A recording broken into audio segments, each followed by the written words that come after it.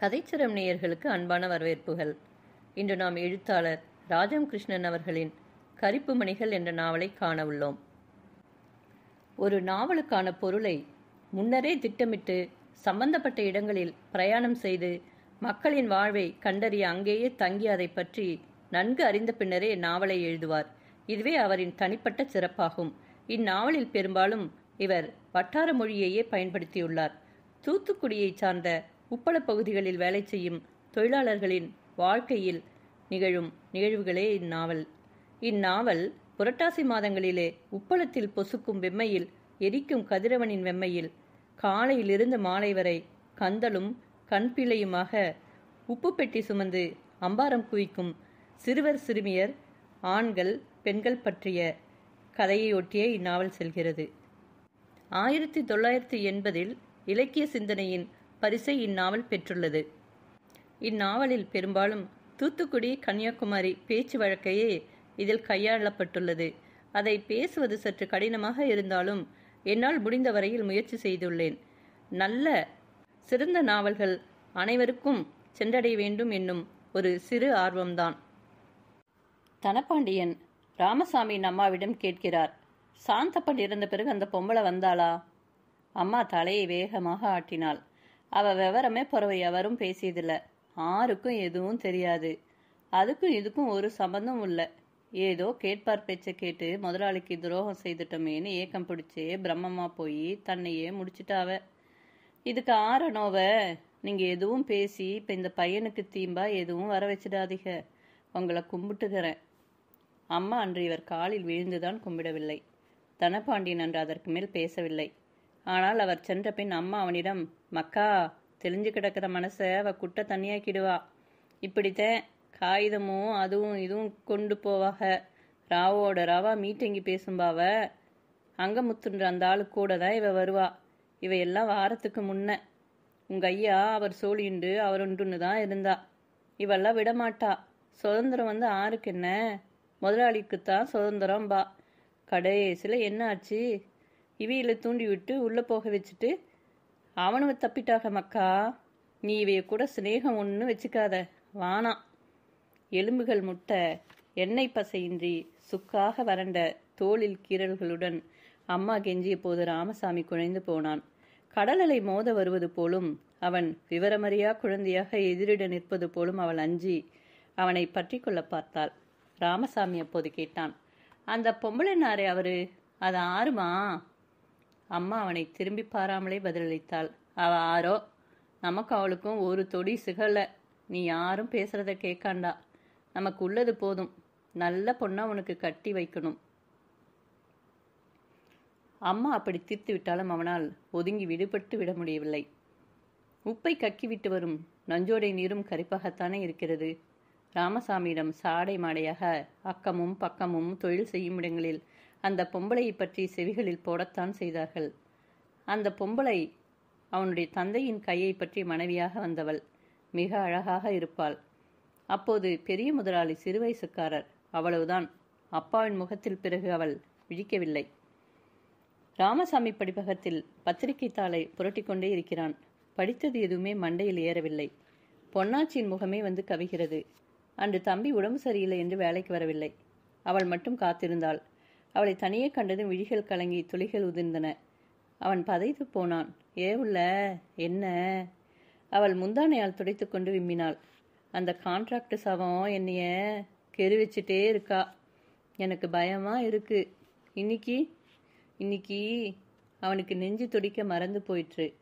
அவனை காலை தூக்கி உதச்சிட்ட. விரிசா போடின்னு தொட்டு தொட்டு கிள்ளினா பொக்குன்னு ஆத்திரத்தோட உதச்சிட்ட. யாரும் பார்க்கல. ஆனா என்னவோ ஏதோன்னு பயமா இருக்கு. அவன் விழிகள் கொட்ட மறந்து போய் நின்றான். ஏத்தா, உன் பேர் என்னன்னு சொன்ன? அவளை வெட்கம் கவிந்து கொள்கிறது. என்ன செஞ்ச சொல்ல? அவள் கதகதத்த பட்டுத்துண்டுக்குள் புதைத்தாற் போல நிலத்தை பார்க்கிறாள். உன் வாயால சொல்லுவுல்ல. காலத்துக்கு அவனை உதைச்ச, சரிதானா? காலில் ஓலை செருப்பு போட்டிருந்தல்ல? என்று தலையை ஆட்டுகிறாள் பொன்னாச்சி. அதை நான் உதைச்சப்ப அவன் மேலே பட்டு கீழே விழுந்துட்டு. என் காது குளிர்ந்துருக்கு. எப்படி உதச்சின்னு காட்டுவியா பொன்னாச்சி? அழுகை போய் சிரிப்பு வருகிறது. அது மலர்பாதம். எலும்பு முண்டி நரம்பெடுத்து முழித்து பார்க்காத பாதம். உப்பு அவள் பாதங்களில் படிந்து மென்மையை குத்தி கிளறினாலும் அவள் உயிர்த்துவமுள்ள மனித பெண். உப்பு அவளை புழுவாக்க முதுவெலும்பை தின்றுவிடவில்லை. அவள் வீறு கொண்டு ஒரு அசுரனை உதைத்தாள். அந்த காலை பற்றி முத்தமிட வேண்டும் போல் இருந்தது ராமசாமிக்கு. அவ கருவச்சிருக்க மாட்டா. அவ அக்கிரமத்துக்கு நான் இடம் கொடுக்கலன்னு தான் ரொம்ப வருமம் காட்டுறா. அது சரி, நீ உதைச்ச பிறகு அவ என்ன செஞ்சா? மீசல மண்ணை தட்டிட்டு போனானா என்று அவன் சிரித்தான். நீங்க சிரிக்கிறிய? இவ இப்படி இருக்கான்னு முதலாளிக்கு தெரியுமா? அதைக்கிட்ட சொன்னா என்ன? பொன்னாச்சி, இப்படி அக்கிரமம்னு முதல்ல குரல் கொடுக்கறதே நீதான். எல்லாரும் இவனுவ என்ன செஞ்சாலும் எதுக்குன்னு தெரியாம அடங்கி போவா. பவருள்ளவ சேட்டை செஞ்சா அடங்கி போற பொண்டு வளத்தை இது வரைக்கும் நான் கேள்விப்பட்டிருக்கேன், பார்த்தும் இருக்க.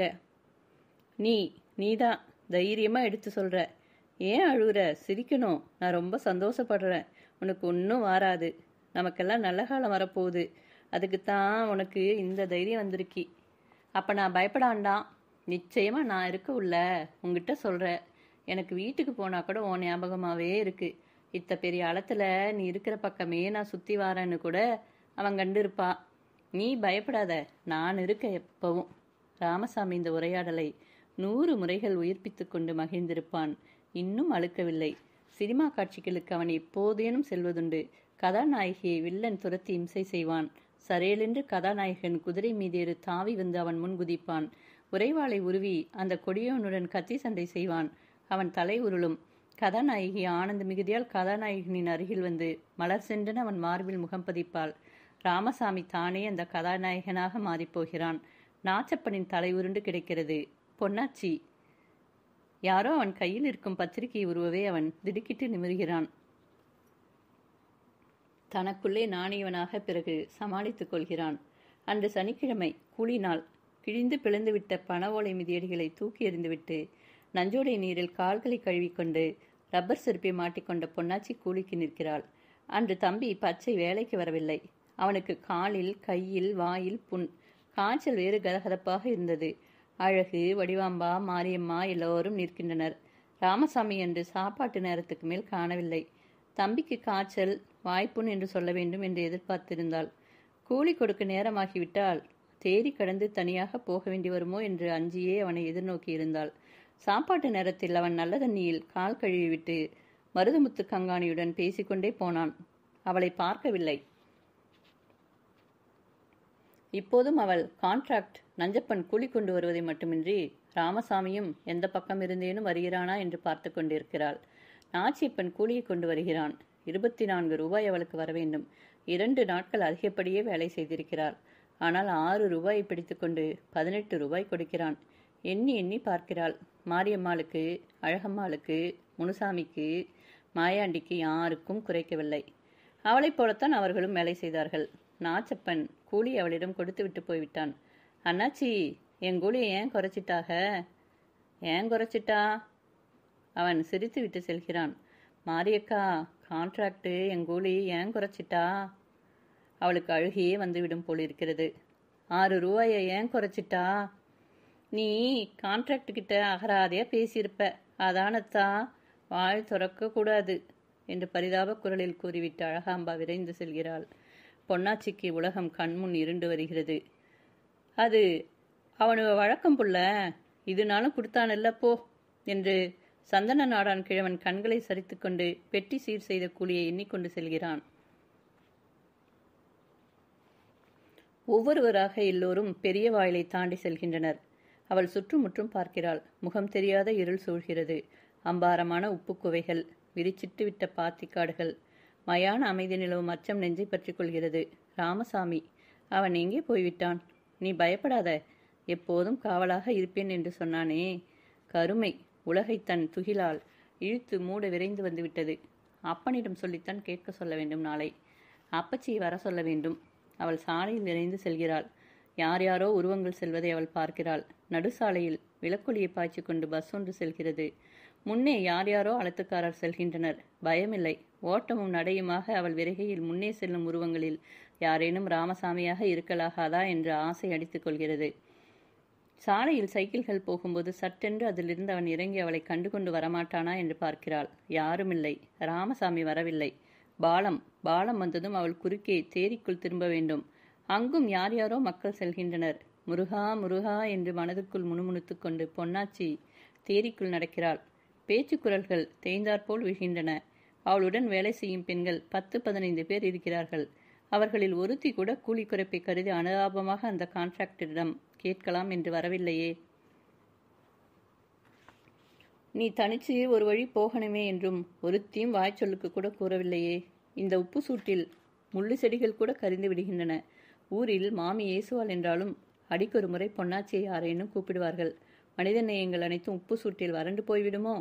ராமசாமி சங்கம் கூட வேண்டும், எல்லோரும் ஒற்றுமையாக நிற்க வேண்டும் என்று ஒரு நாள் சொன்னான். இப்போது அவனே அவளுக்கு உதவ வேண்டிய சமயத்தில் போய்விட்டான். செம்மணல் பறந்த மேடாக தெரியும். தேரி இப்போதும் இனம் புரியாமல் இருக்கிறது. குடல் குலுங்க அவள் இட்டில் ஓடுகிறாள். யார் யாரோ ஆண்குரல்கள் கேட்கின்றன. தேரியில் வைத்து கொலை செய்து விட்டார்கள் என்ற சொற்றொடர் உட்திரையில் மின்ன முருகா முருகா என்று உச்சரிக்க அவள் ஓடுகிறாள். அப்போது அவளை தொடர்ந்து இன்னும் யாரோ ஓடி வரும் அடிச்சத்தம் கேட்கிறது. ஒருவேளை ராமசாமியோ? உள்ள ஓடாத ஓடாத உள்ள ராமசாமியின் குரல்தானோ?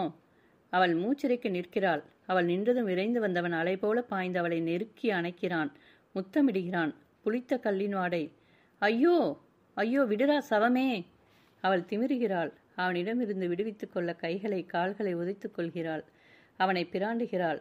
ஆனால் அவன் வெறிகொண்ட பேயாக இருக்கிறான். தேரிக்காடு நெஞ்சி உலர்ந்து போகிறது. பூதமாக தலைவிரிச்சி பனமரங்கள் இருள் இரத்த சோடுகளையும் துல்லியமாக துடைக்க துணை செய்கின்றது. போதாதற்கு அப்படி ஒன்றும் இங்கு நடக்கவில்லை என்று கோடானு கோடி தாரிகைகள் கண் சிமிட்டுகின்றன. அவள் தேரியின் மண்ணில் கிடக்கிறாள். அந்த அலுமினிய தூக்கு பாத்திரத்தின் நினைவு சட்டென்று வருகிறது. அதற்குள் கூலிப்பணம் இருக்குமே. இருக்கு உள்ள என்று அவன் அதை எடுத்துக் கொடுக்கிறான். இருட்டில் முகம் தெரியவில்லை. கொலைகள் நடந்த இடத்தில் ஆவிகள் உலகும். இவன் ஆவியோ? பொட்ட உள்ள என்ற குரல் பயங்கரமான பொருளை உணர்த்த செவிகளில் டங் டங் என்ற அதிரடி போல ஒலிக்கிறது. அவளுக்கு குபீர் என்று அழுகை வருகிறது. உட்கார்ந்து இதயம் வெடிக்க அழுகிறாள். அவன் போகவில்லை. உள்ள அழுகுற? கூலி குறைச்சட்டான்னு சொன்ன இல்ல, நான் 5 ரூபா தாரேன் உனக்கு. சீ மிருவமே, என்னை கொண்டு போட்டுறது தானே. மீண்டும் அவள் அழுகையொலி அங்கே எதிரொலிக்கிறது. இப்படி பண்ணி போட்டியே, நான் எப்படி எல்லார் மூஞ்சிலையும் முழிப்பேன்? இப்போ என்ன வந்துட்டு? நான் உன்னை கல்யாணம் கட்டுறேன், சீலை தாலி வாங்கி தாரேன். இந்த மொத்த ஊரிலும் தண்ணிக்குள்ளே கிடந்து மிஷினை மாற்றுற தொழில் யாருக்கும் வாராது. முதலாளி பெசலாக எனக்குண்டு குடிக்கனதா 2 ரூபா தருவா, அழுவாத. இதுதான் விதியா? இந்த குடிகாரனை அவள் கல்யாணம் கட்டுவாளா? மாமி, சின்னாச்சி, அப்பன், பச்சை, ஐயோ அவரு எப்பேர் கொத்த மனுஷரு. பொங்கி பொங்கி அழுகை வருகிறது. அழுவாத உள்ள. அவன் குரலில் ஆணவமோ ஆத்திரமோ இல்லை. தாய்க்கு தெரியாமல் கல் குடித்து விட்டு வரும் பிள்ளை தெரியாமல் செஞ்சிட்டன் என்று தண்டனை ஏற்க நிற்பவன் போல கெஞ்சுகிறான். அநியாயமா இப்படி செஞ்சிட்டியே பாவி, நான் உன்னை கல்யாணம் கட்டிக்கணும். தூ, பின்ன வானாமுன்னா வானா. உடலும் மனமும் பற்றி எரிகிறது. அவனை என்ன செய்யலாம்? இப்போது அடித்து கால் கையை வெட்டி போடலாமா? அப்போது இவள் எரிச்சலாருமா? ஐயோ என்று அவள் துடிதுடிக்கிறாள். என்னைய கொன்று போட்டுட்டு போ சவமே, ஏன் நிற்க? ஐயோ கொலையெல்லாம் செய்ய மாட்டேன். இப்போ என்ன வந்துட்டு? எல்லா பொம்பளைக்கும் எல்லா ஆம்பளைக்கும் உள்ளதுதான். எந்திரிச்சு சீலையை போட்டுக்கோ, கண்ணை தொடச்சிட்டு வா. கிளப்பில் தோசையும் குருமாவும் வாங்கி தாரேன், சாப்பிட்டுக்க. அளத்தில் லாரி வந்துச்சு, நேரமாச்சுன்னு சொன்னான். யாரும் கேட்க மாட்டா. உங்கள் வீட்டில் நான் கொண்டு விடுறேன். அவன் அவள் சீலையை எடுத்து மேலே போடுகிறான். கைப்பிடித்து எழுப்புகிறான். நாச்சிப்ப கான்ட்ராக்டு, கங்காணி ஆறுமுகம், கணக்கு உள்ள பிச்சை, எல்லாரும் புறத்தையான் பொஞ்சாதையில் கை தொடும். கழுவறியே, நான் அப்படி பாவம் செய்ய மாட்டேன் சாமி. அப்பர் கொத்தவங்கண்ண அவிஞ்சு போடும். நான் கண்ணாலங்கட்டாத பொண்ணைத்தான் தொடுவேன். அவனுடைய சீல நெறியை செவியேற்கையில் அந்த நிலையிலும் அவளுக்கு சிரிப்பு வரும் போல் இருக்கிறது. நீ கல்யாணம் கெட்டலையா? அக்கா மவளை கெட்டன, அது உள்ள பெத்த ஆஸ்பத்திரியில் செத்து போச்சு. இப்போ உன்னை கட்டிக்கிறேன், என்னை கட்டிக்கிறியான்னு. பொன்னாச்சி, நீ என்னை கட்டிக்கிறேன்னு கவுரு போட்டா நான் கடலில் விழுந்து முடிச்சு போவேன். ஐய, அப்போ வானா, நீ என்னை கட்டி காட்டி வானா, நீ ராமசாமியை கட்டிக்க. அந்த பெயரை கேட்கையிலே மீண்டும் துயரம் வெடித்து வருகிறது. இது தெரிந்தால் அவர் என்ன சொல்வார்? காவல் இருக்கேன்னு சொல்லிட்டு கைவிட்டு விட்டீரே. நீ அழுவாத பொண்ணாச்சி, நான் தெரியாமல் செஞ்சிட்டேன். வா, உனக்கு 5 ரூபா இல்லாட்டி 10 ரூபா தாரவா? அவன் கையை உதறிக்கொண்டு அவள் எழுந்து சீலையை இறுக்கிக் கொள்கிறாள். அலுமினிய தூக்கை வாக்கிக்கொண்டு அவள் நடக்கிறாள். தொய்யும் கால்களை உறுதியாக பதித்து நடக்கிறாள். கரிப்பு தண்ணீர் உதடுகளை நனைக்க அவள் நடக்கிறாள். தேரி கடந்த பின் தெருவோரம் ஒரு நைட் கிளப்பில் எண்ணெயில் வட்ட வடிவமாக பூரி காய்கிறது. ஆட்கள் அங்கே உட்கார்ந்து தீனி தின்கின்றனர். நின்று காஃபியோ தேநீரோ பருகுகின்றனர். பூரி தின்னிருக்கியா? நல்லா இருக்கும். சீ என்று காரி துப்புகிறாள். விளக்கொலியில் அவன் முகத்தை கண்டதும், இந்தாப்பா ஒரு பாவாசம் கொடு. பளிச்சென்ற ஒளியில் அவள் நிமிர்ந்து பார்க்க கூசி நிற்கிறாள். ஒரு பையன் கிளாஸில் பாவாசம் கொண்டு வந்து தருகிறான். குடு, வாங்கிக்க. பாசிப்பருப்பும் வெல்லமும் சேர்ந்த பாயாசம். அவள் கடையின் பின்பக்கம் இருளில் திரும்பி அந்த பாயாசத்தை அருந்துகிறாள். பிறகு கொஞ்சம் நீர் குவளையில் வாங்கி முகத்தை கழுவிக்கொள்கிறாள். எரியும் தீயை அந்த பாயாசம் இதமாக அணைத்தாற்போல தோன்றுகிறது. நீ வீட்டு பக்கம் வாராண்டா, போயிடு. நாளைக்கு எங்கனாலும் ஆறானோ பொம்பளை கடல்ல கிணத்துல விழுந்துட்டான்னு செவில விழுந்தா போய் பாரு. அவள் ஆத்திரத்துடன் நடக்கிறாள். அவன் கோயில் வரையிலும் அவள் செல்வதை கேளாமலே தொடர்ந்து வருகிறான். பிறகு அவள் வெறுட்டியதால் செல்கிறான். சின்னம்மா குழந்தைகள் எல்லோரும் வாயிலில் நிற்கின்றனர். ஏட்டி என்று சின்னம்மா கேட்கும் வரையிலும் அவள் காத்திருக்கவில்லை. தூக்கு பாத்திரத்தை அவள் கையில் கொடுத்துவிட்டு உள்ளே சென்று வாளையும் கயிறுமாக கிணற்றடிக்கு விடுகிறாள். கிணற்று நீரை சுரண்டி இழுத்து கொட்டிக் கொள்கிறாள். கோடைக்கால கிணறு மணலும் சேர்ந்து வருகிறது. தனது கருமை அந்த மணலோடு சேர்த்து தேய்த்து கழுவுவது போல தண்ணீரை இறைத்து ஊற்றிக்கொண்டு சேலையை பிழிந்து கொண்டு வருகிறாள். தலை சொட்ட சொட்ட முடியை விரித்து போட்டுக்கொண்டு அவள் வருவதை கண்ட சின்னம்மா, ஏட்டி கூலிக்கு நேராச்சுன்னா நாளைக்கு போய் காலையில் வாங்கி வாரான். செவந்தடியை போக சொல்ற, நீ இருட்டி இந்நேரம் கழிச்சு தேறி கடந்து வார. உங்க மாமா மாமியெல்லாம் பெரியதனக்காரா. நீ லட்சி இல்லாம நடக்க ஒரு சூடு விழுந்தா சின்னாச்சி மண்டை உருட்டுவா. சேலையை பிழிந்து கட்டிவிட்டு விரிந்த கூந்தலுடன் அவள் ஆணி அடித்த நிலையில் நிற்கிறாள். சின்னம்மாவின் சொற்கள் ஒவ்வொன்றும் ஒரு பாம்பாக உருப்பெற்று அவள் மீது ஊறுவதாக படுகிறது. அம்மா பசிக்கு, சோறு போடம்மா, சோறு. பிள்ளைகள் தட்டை வைத்துக்கொண்டு ஓசை செய்கின்றனர். சின்னம்மா பொங்கும் குழம்பை கரண்டியால் கிளறிவிட்டு அடுப்பை தணிக்கிறாள். வந்துட்டாளா அவ என்று அப்பனின் குரல் கேட்கிறது.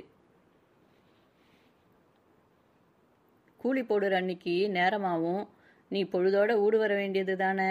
எம்புட்டு கூலி கொடுத்தா? 24க்கு 23 இருக்கு. 1 ரூபாக்கு வாங்கி தின்னட்டும். பிள்ளைகளுக்கு ஒரு கருவா பட்டாணி கடலை வாங்கி வராண்டா. பொன்னாச்சிக்கு வடிக்க கண்ணீர் இல்லை. ஏட்டி முகத்தில் கையை வச்சுட்டு இருக்க, எல்லாரையும் கூட்டி சோறு வெயி. அவள் பேசவில்லை. சோறு என்றதும் எல்லோரும் வந்து உட்கார வேண்டும். ஒரு நாட்பொழுதின் மகத்தான நேரம் அது. பொழுது விடுவதும் பொழுது போவதும் இந்த மகத்தான நேரத்துக்குத்தான். சோறு, அரிசி சோறு, மீன் கண்டமிட்ட குழம்பு. நல்ல கண்ணு மூக்கை உறிஞ்சி நெட்டை விட்டு கொண்டு உண்ணுகிறான். தம்பி, தம்பி எங்கே? சின்னம்மா காலுக்கு மஞ்சத்தூளையும் விளக்கண்ணையும் குழைத்து போட்டு கொண்டிருக்கிறாள். அந்த பைய மத்தியானம் கூட இப்படித்தான் படுத்திருந்தா. எழுப்பி காப்பி தண்ணி வச்சு கொடுக்க சொன்ன பாஞ்சாலிய என்று அப்பன் கூறுகிறார். அவள் துணுக்குற்று நெஞ்சுடன் வாயில் திண்ணைக்கு வந்து அவனை எழுப்புகிறாள். சுருண்டு கிடக்கிறான். தம்பி, தம்பியில பச்சை, சோறு தின்னவாள. மூச்சு வேகமாக வருவது போல் இருக்கிறது. சோறு வேணாம், வானா சோறு என்று முனகிவிட்டு திரும்பி படிக்கிறான். விரிஞ்சோறு இல்லை, மீன் குழம்பு வச்சிருக்கு, ஒருவா தின்னுட்டு படுத்துக்க. சோறு வேண்டாம் என்று அவன் எந்த நேரத்திலும் கூற மாட்டானே. அவள் அவன் உடம்பில் கை வைத்து பார்க்கிறாள். சூடு காய்கிறது. மீன் குழம்பு வைத்து அரிசி சோறு பொங்கிய நாளில் உடம்பு காய்வது எத்தனை துரதிருஷ்டம். உடம்பு சுடுது சின்னம்மா அவனுக்கு. சூடு, உப்பு சூடுதேன். கண் பொங்கி இருக்கு. ஞாயிற்றுக்கிழமையில எண்ணெய் வச்சு குளிக்கலைன்னா அப்பச்சியோட சந்தைக்கு போறேன்னு ஆடிட்டு இருந்தா. சொன்ன பேச்சு கேட்கணும் என்று சின்னம்மா குற்றம் சாட்டுகிறாள். அவனை மெல்ல எழுப்பி பொன்னாச்சி தட்டின் முன் கொண்டு வந்து உட்கார்த்துகிறாள். 2 வாய் குறித்துவிட்டு மீண்டும் திண்ணைப்பாயில் முடங்கிக் கொள்கிறான். காலையில் சின்னம்மாவின் கண்களில் முதலில் பொன்னாச்சி வரிக்கம்பில் உலர்த்தியிருக்கும் ரவிக்கைதான் படுகிறது. கைப்புறமும் முதுகுப்புறமும் தாறுமாறாக குத்தினார் போல கிழிந்திருக்கிறது. ஏட்டி, ஜாக்கெட் கிழிஞ்சிருச்சா? கொம்பு மாட்டிச்சா? எங்கே கிழிச்சிட்ட? பதனமா அவுத்து கசக்கிறதில்ல. அது கிளியலை, கிழிஞ்சு போச்சு என்று ஏதேதோ சொற்கள் மோதி அடித்து கொண்டு வர உதடுகள் துடிக்கின்றன. கண்களில் முட்டி குளம் வெட்டுகிறது. தூக்கி வாரி போட்டார் போல மருதாம்பா நிற்கிறாள். எழும்பும்னா அடங்கி போகிறது. கண்கள் அவள் மீது பொருளார்ந்து நிற்கின்றன. நார்பெட்டியும் கையுமாக பொன்னாச்சி, பாஞ்சாலி, சரசி, நல்லக்கண்ணு 4 சந்தைக்கு நடக்கின்றனர். ஞாயிற்றுக்கிழமை செலவு சாமான் வாங்க அவர்கள் வந்திருக்கையில் அப்பன் பச்சையை வைத்தியரிடம் அழைத்துச் சென்றிருக்கிறார். என்ன புள்ள, மார்க்கெட்டா என்று குரல் கேட்டு சிரித்து கொண்டு அவள் திரும்பி பார்க்கிறாள். சைக்கிளில் ராமசாமி. தலையில் சுற்றிய துண்டை மீறி முடிக்கற்றை வழைய ஒரு நீல சட்டையும் அணிந்து ராமசாமி நிற்கிறான். அவன் கண்கள் சிவந்திருக்கின்றன. இரவு தூக்கமில்லை என்று அவன் முகம் பறையடிக்கிறது. பொன்னாச்சிக்கு முகம் அளந்தாலும் ஒரு கணத்தில் ஊசிப்பட்டார் போல குவிந்து விடுகிறது. பதில் ஏதும் பேசாமல் அவள் திரும்பி நடக்கிறாள். இந்த ஆளை இப்ப யார் வர சொன்னது என்று கோபம் அவளுக்குள் துருத்தி கொண்டு எழும்புகிறது. சந்தை கும்பலில் அவள் புகுந்து நடக்கிறாள். அவன் அவளுடைய புள்ளி சேலையை குறியாக்கி கொண்டு அதே சைக்கிளுடன் தொடர்ந்து செல்கிறான். பக்கத்தில் இடிப்பது போல நெருங்கி, ஏத்தா கோவமா என்று யாருக்கும் கேட்காத மெல்லிய குரலில் வினவுகிறான். கொட்டை புளி சவளம் சவளமாக தட்டில் மலர்ந்திருக்கிறது. எப்படி கொடுக்குறிய? 3 ரூபா. அம்புட்டு புளியுமா? என்னாயா? விலை சொல்லி கொடு என்று அங்கிருந்து ராமசாமி ஆசியம் பேசுகிறான். அவளுக்கு ஒரு புறம் இனிக்கிறது, ஓர் புறம் ஐயோ, இவர் ஏன் நேற்று வரவில்லை?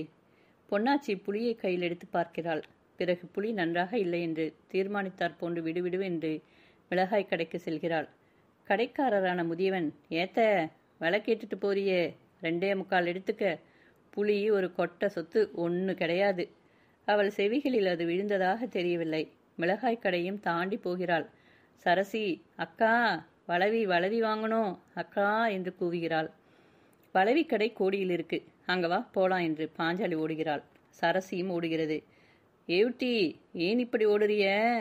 வளவி கடாசில தா என்று தடுத்து நிறுத்த பார்க்கிறாள். நல்ல கண்ணுவோ சீனி மிட்டாய்க்காக மெல்லிய குரலில் ராகம் பாடிக்கொண்டிருக்கிறான். அவன் இன்னும் தோளோடு உராயும் அண்மையில் வந்து அரிசி கடையில் நிற்கிறான். இப்ப ஏன் என் பின்னாடியே வாரிய? துணை இருப்பேன்னு சொல்லிட்டு வாராம இருந்துட்டிய பாவி. குடிச்சிட்டு வந்து தேரிக்காட்டில் குலைச்சிட்டு போயிட்டா. இனி யாரும் யார் பின்னையும் வாராண்டாம்.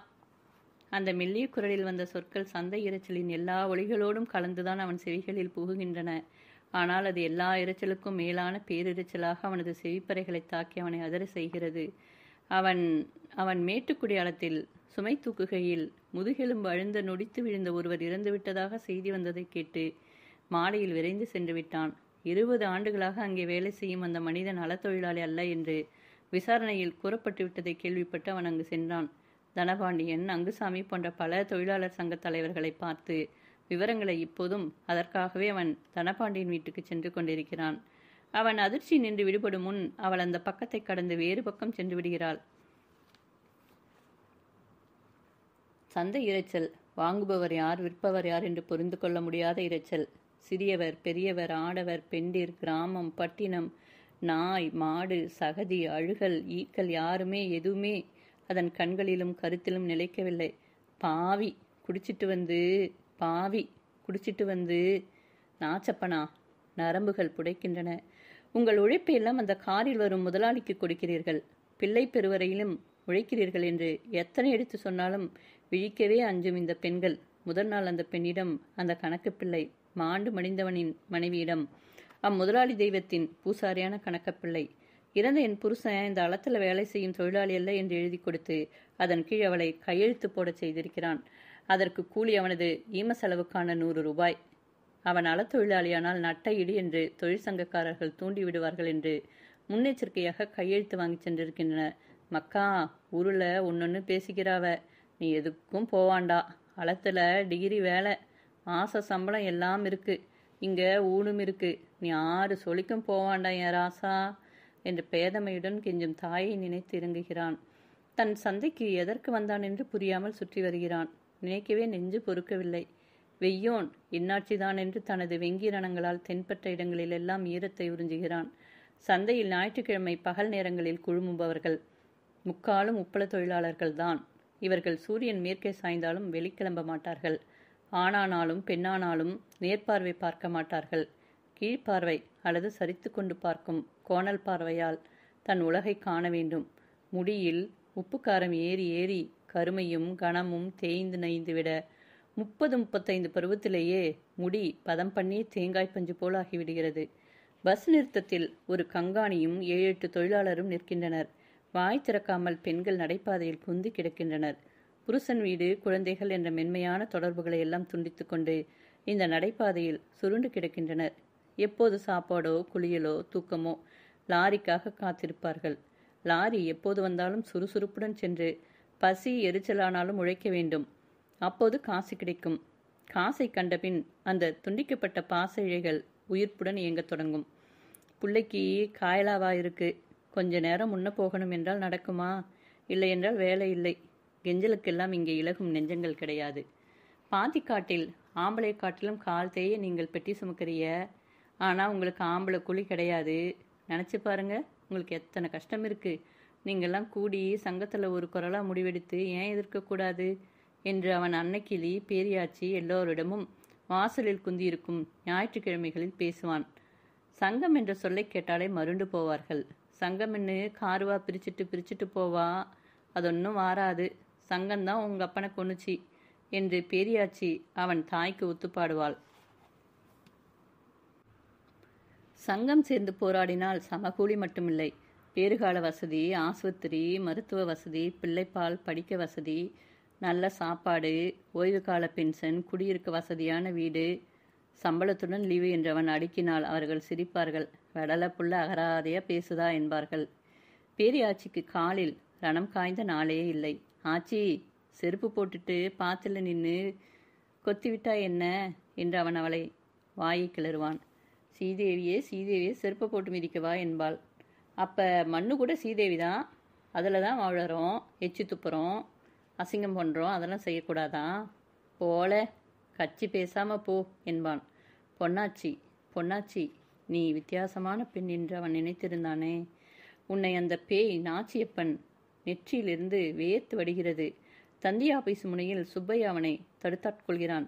ராமசாமி, உன்னை தேடிட்டு தான்பா வந்தேன். சாயங்காலம் 5 மணிக்கு நம்ம வீட்டில் கூடுறோம் தெரியுமில்ல? அது சரி, பொண்டுவெல்லாம் வாராவளா கூட்டத்துக்கு? சுப்பையா விழித்து பார்க்கிறான். பொண்டுவளா எதுக்கு? அது சரிதான், அவளுவ வந்து என்ன பேசுவா? ஞாயிற்றுக்கிழமை தண்ணி தவிசு கொண்டார, துணி துவைக்க, புள்ள குளிப்பாட்ட, எண்ணெய் தேய்ச்சி முழுவ, இதுக்கே நேரம் பத்தாதே. அதுவும் இதுவும் போச்சுன்னா பாதி பேர் சினிமா கொட்டாய்க்கு போயிடுவா. பொண்டுவெல்லாம் வரமாட்டா. இல்லை அண்ணாச்சி, நம்ம என்ன செஞ்சாலும் பொண்டுவலை சேர்க்கலன்னா புண்ணியம் இல்லை. நாம் கண்ணுக்கு பாதுகாப்பு வேணும். மேஜோடு கொடுக்கணும். 1 நாள் வாரத்தில் சம்பள லீவு, பிறகு 9 நாள் விசேஷ லீவு, போனஸு, வருஷம் முச்சூடும் தொழில் பாதுகாப்பு. இதெல்லாம் கேட்டால் மட்டும் பத்தாது. பாத்திக்காட்டில் வேலை செய்யும் தாய்மார் தங்கச்சி இன்னைக்கு எந்த விதமான பத்திரமும் இல்லாமல் இருக்காக. புருஷமாராக இருக்கிறவங்களுக்கும் அவங்களுக்கு பாதுகாப்பாக இல்லை. அண்ணன் தம்பியும் பாதுகாப்பு இல்லை. கோழி குஞ்சை கூட தாய்க்கோழி சிறகை விரித்து மூடி பருந்துக்கிட்ட இருந்து காப்பாத்துது. நம்ம மனசை இனத்தில் நம்ம பொண்டுவ கழுகும் பருந்துமா இருக்கும் மனுஷங்கிட்ட தப்ப முடியாமல் தவிக்கிறாங்க. இதுக்கு நாம் வழி செய்யாண்டமா? நமக்கு மானம் இருக்கா? நீங்கள் சொல்லுங்க அண்ணாச்சி. நாம் தமிழன் மானம் இந்திய மானம்னு அளவாக பேசுதோம். பொண்டுவலை கூட்டாமல் சங்க கூட்டம் இல்லை. அவங்களும் கூப்பிடணும். அவங்களுக்கு நாம தான் தைரியம் சொல்லணும். இந்த புதிய வேகத்தின் ஊற்றுக்கண் எப்போது பிறந்ததென்று புரியாமலே சுப்பையா பார்த்து கொண்டிருக்கிறான். ராமசாமி வெறும் பேச்சாக பேசவில்லை. அவனுடைய மூலாதாரத்திலிருந்து புறப்பட்டதோர் எழுச்சியாகவே அந்த குரல் ஒலிக்கிறது.